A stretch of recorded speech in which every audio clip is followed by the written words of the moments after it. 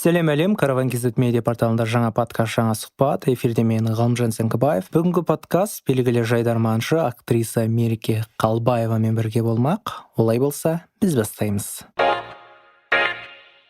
Мереке, алдымен бүгінгі подкастқа келіскеніңізге рахмет. Алғашқы сұрақ, қазір көбінесе Шымкент қаласында жүрсіз. Туған жерге толықтай көшіп кеттіңіз бе, әлде? Біріншіден, менің туған жерім Шымкент емес, Шымкенттен ары қарай 3-4 сағаттық жер, Жетісай жақ. Бізде жалпы жұмысымыздың барлығы Алматыда болатын, бірақ мына карантин барлық нәрсеге әсер етіп, жұмысымыз Шымкентке ауысатын болып, осында келдік. Негізі келгенімізге өкінбейміз.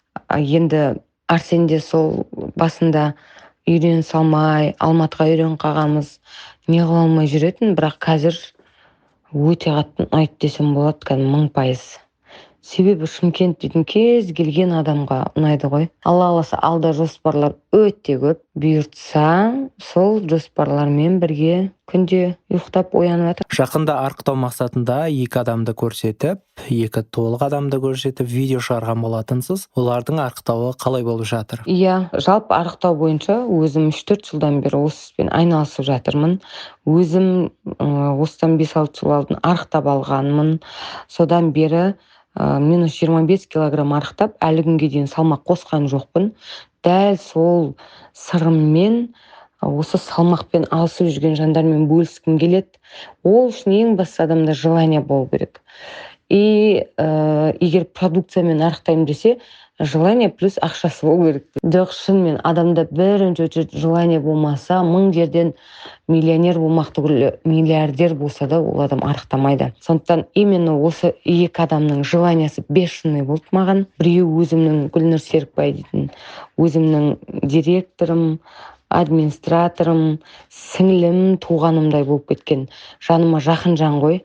Жалпы кез келген адам сапожник без сапог дейді ғой. Өзі арықтатумен айналысады, бірақ жанындағы жақын жандарды арықтату өте қиын. Маған жақындарыммен жұмыс істегеннен, танымайтын айдаладағы біреумен жұмыс істеген жақсы, себебі оған ұрсасың, мотивация бересің, үйтесің, бүйтесің, әйтеуір үйтіп арықтатып алуға болады. Ал бұларға сөз өтпейді. Бірақ әйтеуір Гүлнұр кірісті, Ризат та кірісті, екеуі де өте сондай жауапкершілік жоғары адамдар. Бір айда почти екеуі 10 килодан арықтап қойды. 21 күнде. Бір айда демек 15-ке дейін жеткізуге мүмкіндіктері бар, Алла қаласа. Сондықтан үмітіміз зор, иншалла. Айтып отырмын ғой, адамда ниет болса, желание болса болды. Ары қарай әрекет етеді, желание боласын болса ше. Осылай мотивация беру мақсатында, арықтау мақсатында тағы да осыған ұқсас жобаларды ұйымдастыру ойда бар ма? Мен жалпы бар ғой, үйтіп бір нәрсе істеп алып тоқтап қалатын адам емеспін. Бір нәрсе бітіп жатыр ма, екінші нәрсе істегім келіп тұрады. Мен бар ғой, физически сондай нәрселерді істеп шаршамаймын. Ондайдан ешқашан шаршамаймын. Мен морально шаршаймын. Маған жан жағымнан біреулер проблема айтып, болмаса жаныма жақын жандарда бір нәрсе болып жатса, или болмағыр сондай проблемаларға мен шаршап қаламын. Өсек, әңгіме сондайлардан ше. Сондықтан барынша осындай жобалармен, нелермен занят болып, сондайлармен ғана айналысқым келеді. Құдай қаласа, жақында негізі жақсы жаңалықтар өте көп. Номер 1 деген жоба бастаған секілдісіз. Сол туралы айтып өтсеңіз. Тек қана номер 1-лер, өз ісінің номер 1-лері, мықтылары, ең мықтыларын анықтау кеші. Жалпы биылдыққа өзі Алла қалап, Алланың қалауымен жақсы жандармен кездестім. Қарап тұрсам барлығы номер 1-дер. Сонымен негізі бұндай жобаларды жауапкершілікті талап етеді ғой. Сондықтан көбінесе басымды қатырғым келмейтін, себебі жауапкершілікті алған соң сен соңына дейін соны бітіргенше, бір жақты боласың ғой. Мен біреуге бір нәрсе уәде бердім ба, бір нәрсе айттым ба, сол нәрсені орындамағанша ұйықтай алмай қаламын. Уайымдап кетемін, қалай болады.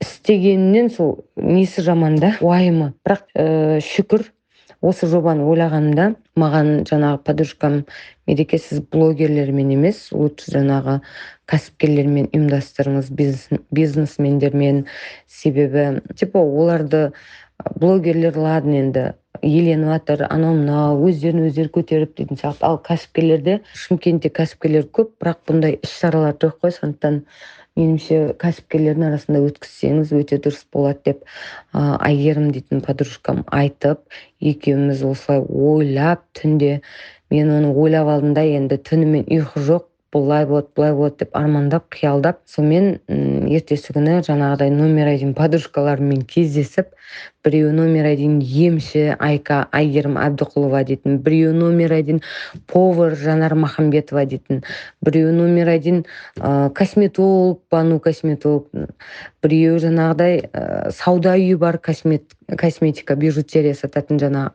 Айкерім дейтін. Сонымен осыларға айтып кездесіп, бұл жандар мені қолдап, сонымен жаңа айттым ғой, көмекшім Гүлнұр Серікбай деп, сол қыз полный бүкіл жаңағыдай мен қалай айттым, қалай ұйымдастырамыз деп екеуміз ойластық, бүкіл Гүлнұр жауапкершілікті алып өте жоғары деңгейде ұйымдастырды. Оның ұйымдастырушылық қабілеті өте %1,000,000 өте жоғары деңгейде, жауапкершілігі де мықты. Сондықтан Алла қаласа, бұйыртса, біз осы Гүлнұрмен мен өзім до конца жұмыс жасаймын, Алла қаласа. Одан болашағы өте зор. Ертең арықтайды, вообще мегазвезда болады. И жақында Құдай қаласа жақсы жаңалық бар. Онымен де бөлісетін боламыз бұйырса.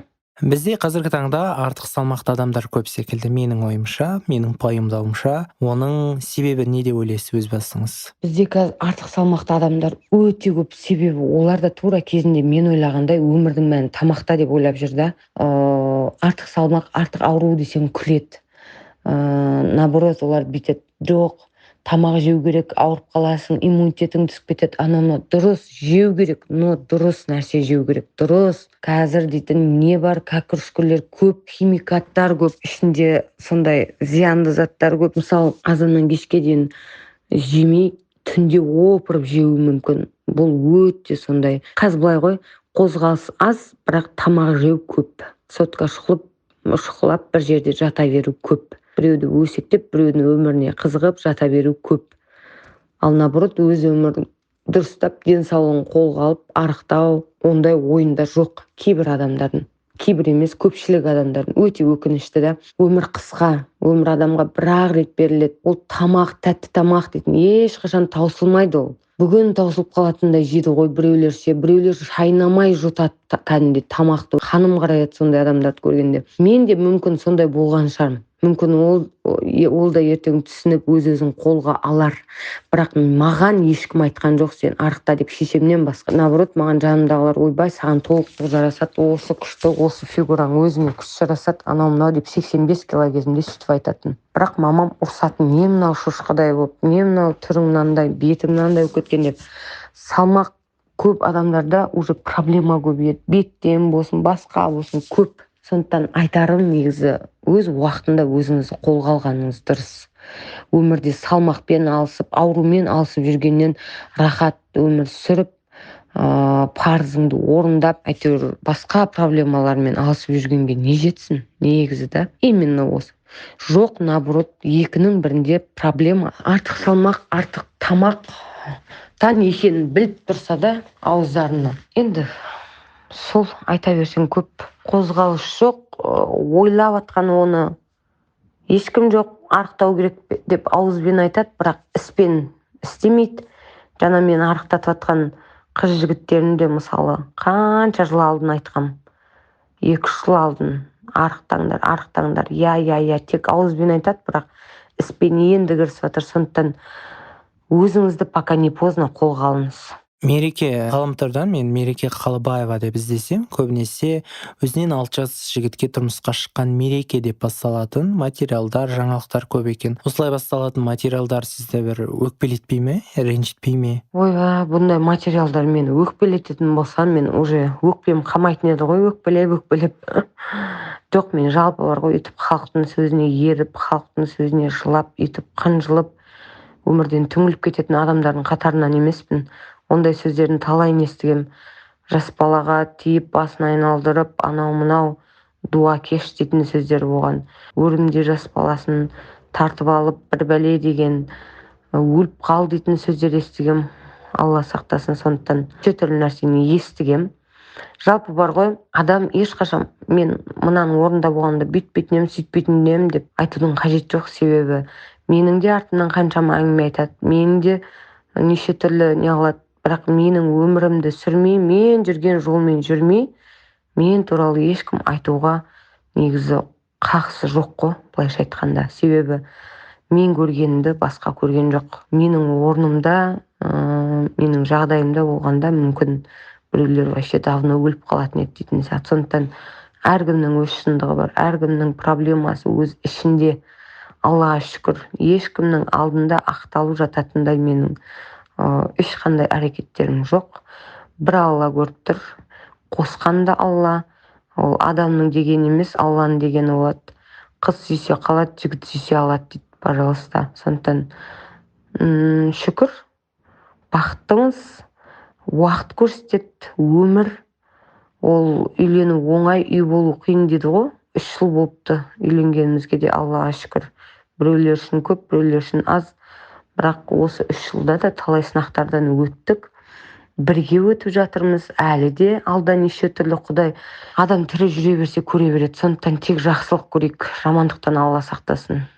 И так қазір жаман нәрселер көбейіп кетті. Шүкір, бәрі жақсы. Ол халық кейде біліп айтады, кейде күліп айтады. Сондықтан біліп айтқан нәрселерінен сабақ алуға тырысам, күліп айтқан нәрселеріне күліп жауап берем, күліп қарайым дейтін сияқты ғой. Ол күлме досқа келер басқа дейді. Ешкім еш нәрсе айтудың, жаман нәрсе айтудың негізі қажет жоқ қой. Себебі өмір бумеранг та, Алла әділ да. Ол сен біреуге бір нәрсе істеген былай тұрсың, біреуге бір нәрсе дедің ба, сен сол сөзді естімей бұл өмірден өлмейді екенсің. Сондықтан маған айтты ма, демек ол кезінде біреуден естіген ол нәрсені. Или мен естуім керек болған дейтін сияқты. Ертең оның да алдына келеді. Кімге не істесін алдыңа келеді. Сондықтан лучше жақсы сөз айту керек қой. Сен ол адам туралы білмейсің ба, ол адам өмір жолымен жүрмедің ба, не стоит. Шынымен менімен араласып, менің сондай нашар, сондай оңбаған екенімді біліп тұрып айтса, онда енді ол үшін де өзі ғой жауап беретін. Бірақ ондай адамдар жоқ, мен қасымда жүріп айтатын. Ал білмей тұрып айтатындар, олар просто так не за что өздеріңіз күнәға батып жатсыздар. Алдағы уақытта мереке көрермендерін, оқырмандарын немен қуантпақ? Қандай жоспар болып жатыр алда? Мен жаңа айттым ғой, тыныш жатамайтын адаммын. Вообще бір нәрсе ойлап, бір нәрсе емес, мен 10 нәрсе ойлап жататын адаммын. Сондықтан алда өте көп, Құдай қаласа, қуантқым келеді. Жаңалықтармен бөліскім келеді. Бұйырса, қалай жаңалықтарымыз шыға бастайды, солай сіздермен бөлісе бастаймыз. Бұйырса, күтіңіздер. Мереке, рахмет сізге бүгінгі сұрақтарыма жауап бергеніңіз үшін алғыс білдіремін. Осы сіздің жаңағы арықтау мақсатындағы видеоңыз миллион ұсынам дедіңіз ғой. Ол жерде Гүлнұр деген қыз болды, және қателеспесем аты Ризат деген жігіт болды, иә. Сол Гүлнұр біздің әріптесіміз, осы Караван KZ медиа порталының тілшісі. Гүлнұрға барша біздің караванның атынан, әріптестерінің атынан сәттілік тілейміз. Бүгінге осы сіздермен бірге болған мен Ғалымжан Сәңкібаев және Караван KZ медиа порталы. Караван әрдайым жаныңыздан табылсын.